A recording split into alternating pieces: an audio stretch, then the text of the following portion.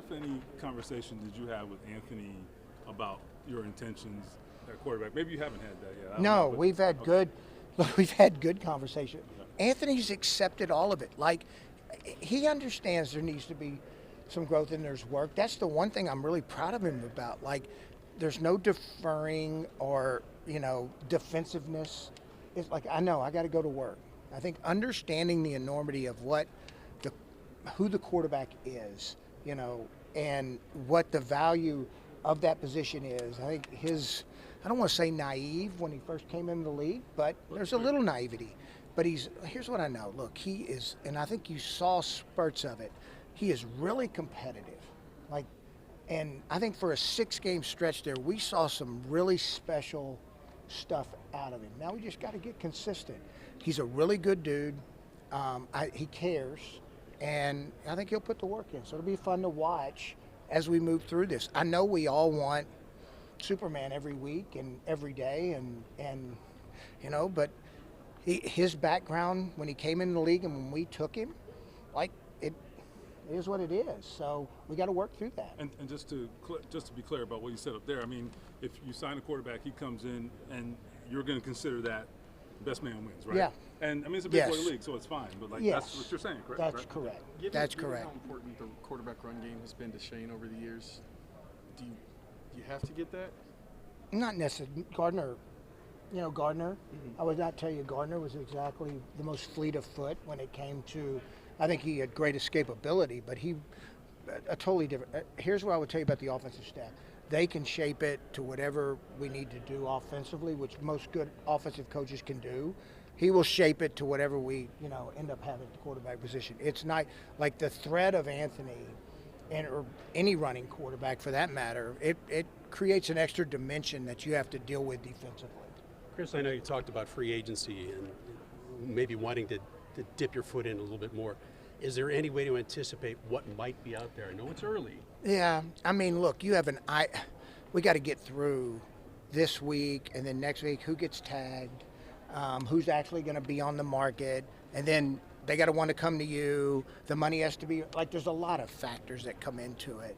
But look, we have to make the team better, plain and simple. Like I told you at the end of the season, I think you all know me well now. I am emotional and I am who I am in that way, and we need to make this team good enough to win, and I have not done that. I haven't. I didn't do it good enough the last few years, and we've got to get this team good enough to our staff has enough to win games. In terms of discussing with your in-house free agents, how do you balance, wanting some of those guys back with also, keeping openings to maybe bring in fresh blood? No, you can't keep them all.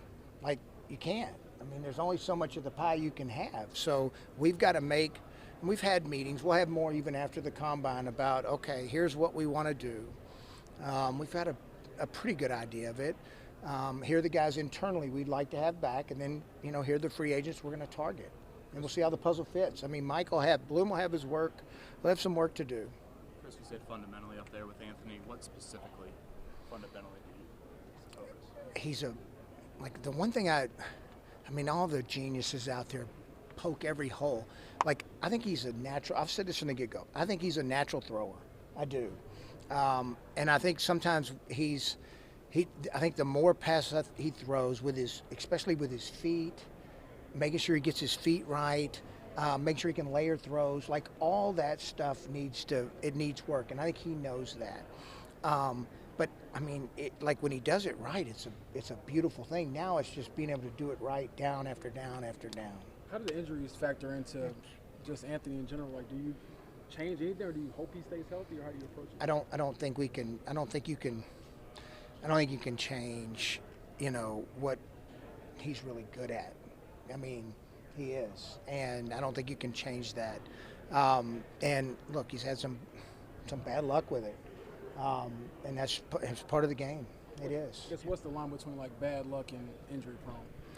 I don't know. I wish if I had an answer for that, I'd be freaking 100% on every guy we brought in the building. I would. Chris, how's Anthony handling what you guys are telling him to work on? Really good. Really good. He's got a good agent who I think tells him the truth, which I think is important, because a lot of times you don't get that. You get, and I'm not saying but you get people that tell the young men that, hey, they're wrong, you're right now. I mean, honesty, and that's where I give his agent a lot of credit, give his family. No, he's handled it well. His teammates, I mean, I think he's got it from a few different directions. And like the ability to self-evaluate is, I mean, it's the only chance you have to really grow. And unfortunately, growth happens through some pain. It just does. Go ahead. Do you need to upgrade the depth behind Jonathan? Toward second half of the season, he kind of took basically every carry. Good question. Definitely a position that we need to make sure we have enough. And that's nothing against the guys we had last year. But I will say this, Zach Moss, who's ends up in Cincinnati, Zach Moss was excellent for us. He was excellent. So we do have to get some more production. Chris, First on your own guys, is Dio kind of a tough one to decide on because of position and what it might cost to keep a player? Yeah, and I'm happy. Look, he's developed really well. I know statistically it might not look at that, but I know the rest of the league notices that he's becoming exactly what we thought he would become. He's still young. I think it's still in front of Dio, and I like where he's headed. We'll see how free agency works out. But yeah, it does. I mean, happy for him because I do think he's going to garner some attention. You mentioned Anthony kind of took the news that, hey, we're going to have a competition well. What about him do you think led him to have that attitude toward, what's next this year? He's a realist. I mean, he understands that, look, we gotta win games, and he needs to, the better he can play. Like, competition, like, it makes everybody better. Like, I think I told y'all this story, but it's like Alec Pierce. Like, we draft A.D. Mitchell. Alex Pierce comes to my office. What does this mean for me? Nothing. Compete. Well, next thing you know, Alec, who's been getting crushed for 2 years, because everybody says he's not, and all of a sudden now he's great, which I've always believed he's great. I always thought Alec Pierce was good. All right, just circumstances, whatever. He wasn't hitting what he needed to do. But I think competition is good, and it brings out the best in everybody. It just does. How does Lou's best secondary in Cincinnati was pretty veteran heavy? Obviously, you can't pin down what you add, but you have to look for guys who are maybe more savvy than the average prospect if it's a draft guy. Lou's here, and I'll tell you, Chris has handled like a plethora of different avenues of player, and I think Lou has too. So I mean, I think there'll be a good mix. I think I told y'all this. Yeah, I thought Cross has really come on. I think he's ascending. I think Jones can be a really good player. Kenny Moore is Kenny Moore. We've got to add some in the back end without question. Whether it's vet, whether it's draft, whatever it is, I do have a lot of faith that whoever it is, these guys will get the best out of them. How will the defense look differently under Lou compared to Gus? Gus is a good coach. Gus is a really freaking good coach. It's probably going to be a little more multiple, probably a little more aggressive, from a pressure standpoint. That would probably be the biggest difference you'll see.